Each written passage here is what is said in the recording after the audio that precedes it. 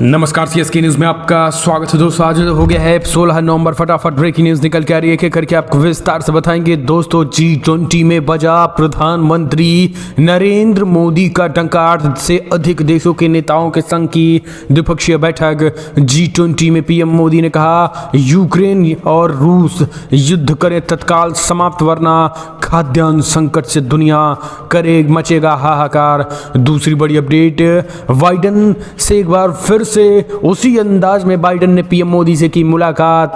दुनिया भर में तस्वीरें हुई वायरल। उधर अमेरिका, जो बाइडन ने पीएम मोदी से की बातचीत। वहीं तीसरी बड़ी खबर, जहां अमेरिकी सेना घुसी भारत में, बड़ी खबर निकल के आ रही है। भारत और अमेरिका ने उत्तराखंड चीन से सटे सीमा के इलाके में क्यों घुस गए हैं भारतीय और अमेरिकी सेना, वो हम आपको बताएंगे। अगली अपडेट, जम्मू में बड़ी घटना टली। 2 आईईडी टाइमर और 4 डेटी टोनर बम के साथ पाकिस्तानी ड्रोन की घुसपैठ नाकाम, हम आपको बताएंगे।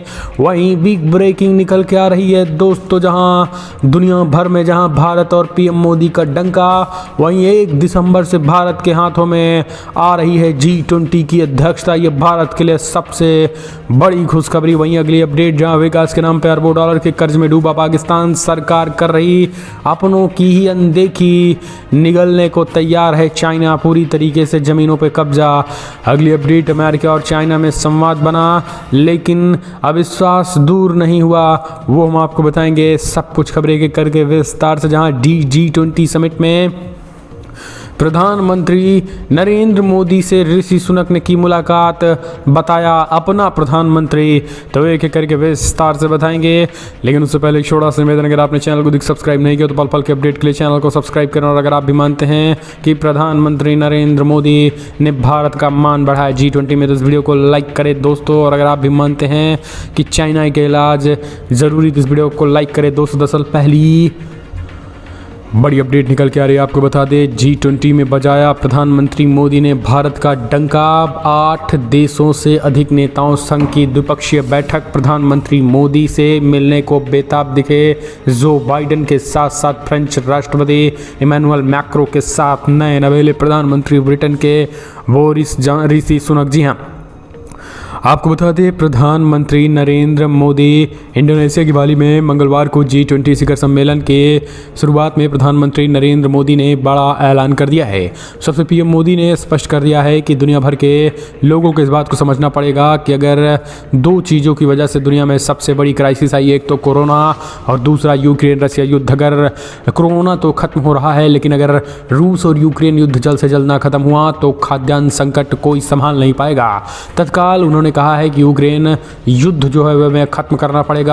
रशिया से उन्होंने अपील की कि आज की दुनिया युद्ध की दुनिया नहीं है, आज बातचीत की दुनिया है, और बातचीत करके दुनिया को आगे ले जाने की, मानवता को एक तरीके से मानवता को बचाए रखने की बात है। पीएम मोदी ने सख्त संदेश दिया। उन्होंने कहा कि हमें सीजफायर और डिप्लोमेसी के रास्ते पर बढ़ते हुए यूक्रेन युद्ध का हल निकालना चाहिए। पीएम ने कहा है कि दुनिया ने दूसरे विश्व युद्ध के दौरान पिछली शताब्दी में तबाही देखी थी, तब के नेताओं ने उस संकट से निकलने के लिए गंभीर प्रयास किए थे और शांति के रास्ते पे आए थे। अब हमारी बारी है। बाली में G20 को संबोधित करते हुए प्रधानमंत्री ने कहा है कि कोरोना के बाद अब नया वर्ल्ड ऑर्डर तैयार हो रहा है और इसकी जिम्मेदारी अब हमारे ऊपर है। उन्होंने कहा है कि वक्त की ज़रूरत है कि शांति, सद्भाव और सुरक्षा के लिए मजबूती से कदम बढ़ाए जाएं। पीएम मोदी ने कहा है कि हमें भरोसा है कि अगले साल जब बुद्ध और महात्मा गांधी की धरती पर G20 के साथ मिलेंगे तो एक अलग ही विज़न के साथ हो गया। आपको बता दें प्रधानमंत्री मोदी बाली तो गए, लेकिन वहाँ अब खास करके इस चीज़ की, जी हाँ, G20 समिट की अध्यक्षता की जो है वो एजेंडा भी बन गया। और G20 की अध्यक्षता अपने हाथों में लेके चले आएंगे। 2023 में जो है भारत में G20 समिट होगा और 1 दिसंबर 2022 से इसकी अध्यक्षता प्रधानमंत्री नरेंद्र मोदी इसके अध्यक्ष होंगे। तो अध्यक्षता जो है भारत को मिलने जा रही है। अगली अपडेट निकल के आई है, जो बाइडन के साथ साथ दुनिया के टॉप लीडर्स ने पीएम मोदी से की मुलाकात। मुलाकात। दरअसल आपको बता दें, अमेरिका के राष्ट्रपति जो बाइडेन ने एक बार फिर से हाथ मिलाने खुद आ गया है बाइडेन। दुनिया ने देखी भारत और अमेरिका की दोस्ती। प्रधानमंत्री नरेंद्र मोदी जहां G20 में अपने दहाड़ दिया भाषण को, वहीं पीएम मोदी और अमेरिकी राष्ट्रपति जो बाइडेन ने एक बार फिर से G20 सम्मेलन में हिस्सा लिए। इस बीच एक वीडियो सामने आया जिनमें सम्मेलन के शुरू होने से पहले जो बाइडेन खुद प्रधानमंत्री नरेंद्र मोदी के पास आकर उनसे हाथ मिलाते और गले मिलते नजर आ रहे हैं। कूटनीतिक तौर पर अहम मानी जा रही इन तस्वीरों में भारत अमेरिका के संबंधों की गंभीरता का अंदाजा आसानी से लगाया जा सकता है। वीडियो में देखा जा सकता है कि सम्मेलन के लिए अपनी जगह से बैठने से पहले बाइडेन खुद पीएम नरेंद्र मोदी के पास आते हैं और उनसे हाथ मिलाते हैं। इसके बाद दोनों नेताओं के बीच कुछ देर बातचीत भी होती है, जिसके बाद बाइडेन मोदी के कंधे पर हाथ रखते हैं और बातचीत करते हैं। तो सीधी तस्वीरें आप देख सकते हैं जहां तेजी के साथ सोशल मीडिया पर वायरल हो रही है। इतना ही नहीं, आपको बता दें फ्रांस के राष्ट्रपति इमैनुअल मैक्रों से भी पीएम मोदी ने बातचीत की है। प्रधानमंत्री नरेंद्र मोदी जो है वो सबसे बड़ी बात यह है कि पीएम मोदी से ब्रिटेन के जो नए नवेले प्रधानमंत्री हिंदू ऋषि सुनक ने भी मुलाकात की और इसकी चर्चा की जो है वो तस्वीरें सोशल मीडिया पे वायरल हो रही है कि कैसे प्रधानमंत्री नरेंद्र मोदी ऋषि सुनक जो है वो आपस में बातचीत करते नज़र आ रहे हैं और इसकी वीडियो, इसकी तस्वीरें जो है वो सोशल मीडिया पे तेज़ी के साथ वायरल होती चली जा रही है। आपको बता दें, अब इसका जो तस्वीर है ये तेज़ी के साथ सोशल मीडिया पे वायरल हो रही है कि कैसे एक हिंदू प्रधानमंत्री जो कि ब्रिटेन में जिसका डंका बज गया है, अब वही जो है वो भारत के प्रधानमंत्री यानी ऋषि सुनक ने कहा आप मेरे भी प्रधानमंत्री। एक तरीके से दोनों में जमकर हंसी खुशी हुई। अगली एक और अपडेट निकल के आई है दोस्तों, बिग ब्रेकिंग। आपको बता दें, भारत अमेरिका में उत्तराखंड में शुरू किया मेगा सैन्य अभ्यास। अमेरिकी सेना और असम रेजिमेंट के जवान हुए शामिल। उधर बाइडेन और मोदी की मुलाकात, इधर अमेरिकी सेना भारत में एंट्री। जी हाँ, दरअसल दोस्तों, भारत और अमेरिका की सेनाओं ने मंगलवार को उत्तराखंड के एक सैन्य केंद्र में 2 सप्ताह से अधिक समय तक चलने वाला विशाल सैन्य अभियान शुरू कर दिया है। पूर्वी लद्दाख में भारत और चाइना के बीच 30 महीने से सीमा गतिरोध के बीच युद्धाभ्यास शुरू हुआ है। यह अभ्यास प्रति वर्ष चलता है। पूर्वी लद्दाख में भारत और चाइना के बीच 30 महीने के सीमा गतिरोध के बीच युद्धाभ्यास शुरू हुआ और यह अभ्यास प्रतिवर्ष भारत और अमेरिका के बीच आयोजित किया जाता है। अभ्यास का पिछला संस्करण पिछले साल अक्टूबर में संयुक्त बेस एल्डोमार्क रिचर्डसन अलास्का में आयोजित किया गया था। आपको बता दें, अधिकारियों ने कहा है कि अभ्यास का 18वां संस्करण मंगलवार को शुरू हुआ और दिसंबर के पहले सप्ताह में समाप्त होगा। अभ्यास में 11वीं एयरबोर्न डिवीजन की 2री ब्रिगेड के अमेरिकी सेना के जवान और असम रेजिमेंट के भारतीय सेना के जवान हिस्सा लेंगे। एक और अपडेट निकल के आई है दोस्तों, जम्मू में बड़ी आतंकी घटना टली। 2 IED टाइमर और 4 डेटोनर बम के साथ पाकिस्तानी ड्रोन की घुसपैठ नाकाम। सुरक्षा बलों की मुस्तैदी से जम्मू कश्मीर में बड़ा आतंकी घटना जो है वो टल गई है। देर रात फ्लैगन मंडल पर सीमा के पास एक पाकिस्तानी ड्रोन की घुसपैठ हुई थी। इस ड्रोन में 2 टाइमर लगे IED और 4 डेटोनेटर बम मिले हैं।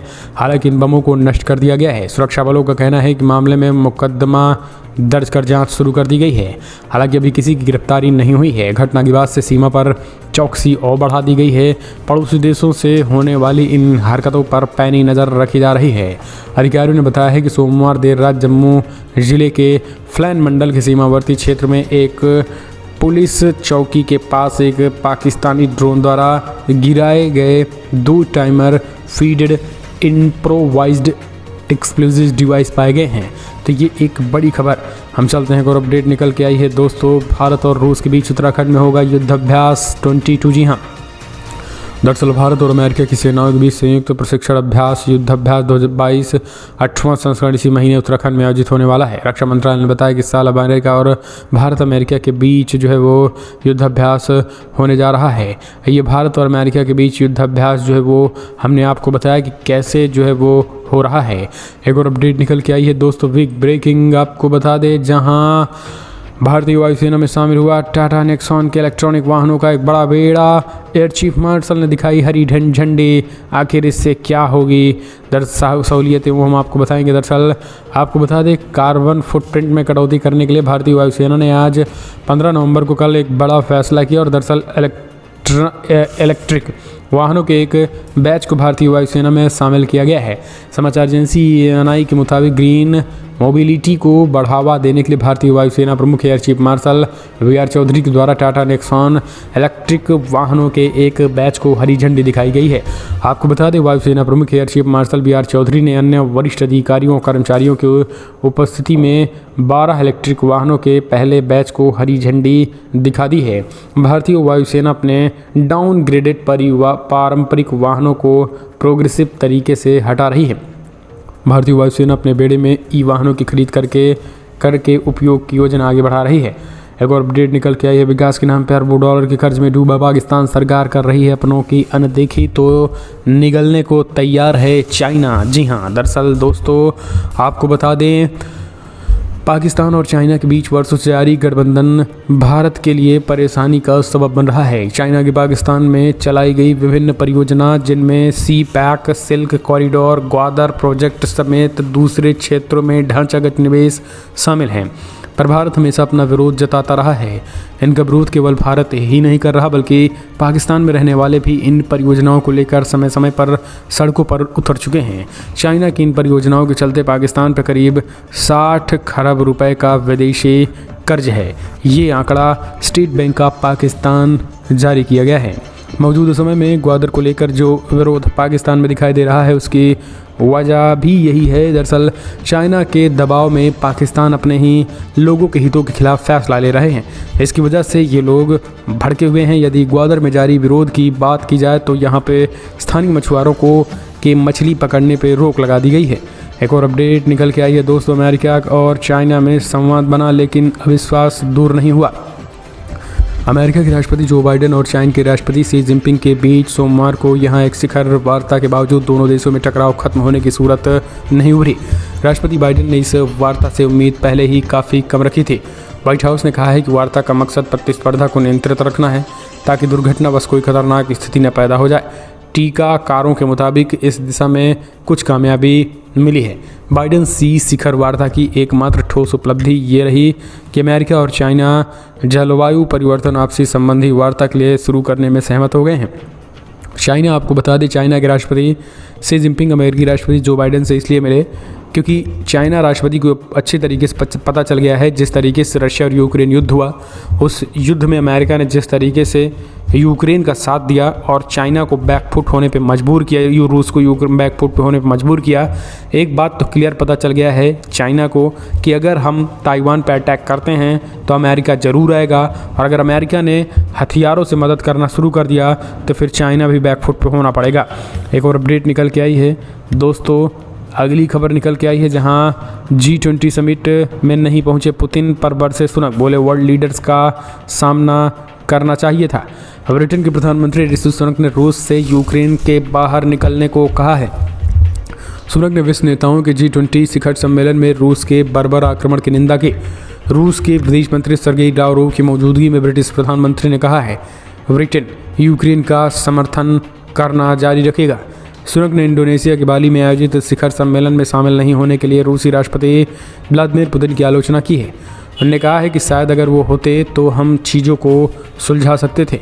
दुनिया के कई नेताओं के सामने बोलते हुए सुनक ने वैश्विक स्तर पर बिगड़ती आर्थिक स्थिति के लिए यूक्रेन में संघर्ष को जिम्मेदार ठहराया। उन्होंने कहा है कि रूस का ऊर्जा और खाद्य निर्यात का शस्त्रीकरण दुनिया के सबसे गरीब लोगों को नुकसान पहुंचा रहा है और पुतिन को इससे जो है वो चाहिए कि सामना करें। एक और अपडेट निकल के आई है दोस्तों, अगली खबर निकल के आ रही है जहां यूएन में रूस खिलाफ वोटिंग से दूर रहा भारत यूक्रेन युद्ध में ठहराया जाना था जवाबदेह। दरअसल भारत सोमवार संयुक्त राष्ट्र महासभा में पेश उस मसौदे प्रस्ताव पर मतदान से दूर रहा जिसमें रूस को यूक्रेन पर हमला करके अंतर्राष्ट्रीय कानून का उल्लंघन करने के लिए जवाबदेह ठहराने और कीव को युद्ध में हुए नुकसान की क्षतिपूर्ति करने का आह्वान किया गया था। बेलारूस, चाइना, क्यूबा, उत्तर कोरिया, ईरान, रूस और सीरिया ने इस मसौदा प्रस्ताव के खिलाफ मतदान किया है। यूक्रेन द्वारा पेश मसौदा प्रस्ताव फर्दरेंस और रेमेडी एंड रिसेप्शन और फॉर अग्रेशन के तहत 193 सदस्यीय संयुक्त राष्ट्र महासभा ने सोमवार को मंजूरी दे दी है। 94 वोट प्रस्ताव के पक्ष में और 14 इसके खिलाफ पड़े हैं। वहीं 73 सदस्य मतदान में उपस्थित रहे हैं जिनमें भारत, बांग्लादेश, भूटान, ब्राज़ील भी है। एक और अपडेट निकल के आई है दोस्तों, बिग ब्रेकिंग, जहां मिड टर्म इलेक्शन में मिली हार से उबरना चाहते हैं ट्रंप। सोशल मीडिया पे कही बड़ी बात। अमेरिका के मध्यावधि चुनाव के नतीजों ने डोनाल्ड ट्रंप को गहरा सदमा दिया था और उनकी उम्मीद थी कि सेनेट में रिपब्लिकन पार्टी बहुमत हासिल करेगी, लेकिन ऐसा नहीं हुआ। अब ट्रंप पुरानी यादों को भूलकर व्हाइट हाउस के लिए अपनी तीसरा अभियान शुरू करने की तैयारी कर रहे हैं। कुछ अपवादों के अलावा यूएस मध्यावधि चुनाव में सत्ताधारी पार्टी की हमेशा नुकसान होता है। एक और अपडेट निकल के आई है दोस्तों, बिग ब्रेकिंग आपको बता दें, जहां यूक्रेन ने रूस से वापस छीना खरासन। राष्ट्रपति ज़ेलेंस्की बोले युद्ध के अंत की शुरुआत। यूक्रेन के राष्ट्रपति ज़ेलेंस्की ने खरासन से रूसी सेना की वापसी को सोमवार को युद्ध समाप्ति की शुरुआत बताया। हालांकि ये भी स्वीकार किया कि आक्रमणकारी रूसी सेना को पीछे ढकेलने के लिए यूक्रेनी सैनिक भारी कीमत चुका रहे हैं। ज़ेलेंस्की ने सोमवार को खरासन का दौरा किया। इसके कुछ ही घंटे पहले उन्होंने रविवार रात अपने वीडियो संबोधन में चेतावनी दी थी कि शहर छोड़कर जाने से पहले रूसी सैनिकों ने बारूदी सुरंगें बिछा रखी होंगी और इसलिए हमें बचा के चलना है। एक और अपडेट निकल के आई है दोस्तों, बिग ब्रेकिंग, जहां बड़ी खबर निकल के आई है। युद्ध के लिए उकसा रहा चाइना, ताइवान बॉर्डर पर भेज रहा है लगातार हथियार। हमने आपको बता रहे हैं कि कैसे उधर G20 में बैठे हैं। जी हाँ, इधर G20 में बैठे हैं और इधर ताइवान को डराने की कोशिश कर रहे हैं, लेकिन शायद ताइवान को डरा नहीं सकते हैं चाइना। हम चलते हैं। एक और अपडेट निकल के आई है दोस्तों, बिग ब्रेकिंग आपको बता दे। पाकिस्तान के अगले सेना प्रमुख पर बोले इमरान खान, मुझे नहीं पड़ता कोई फ़र्क, शरीफ जरदारी के लिए होगा महत्वपूर्ण।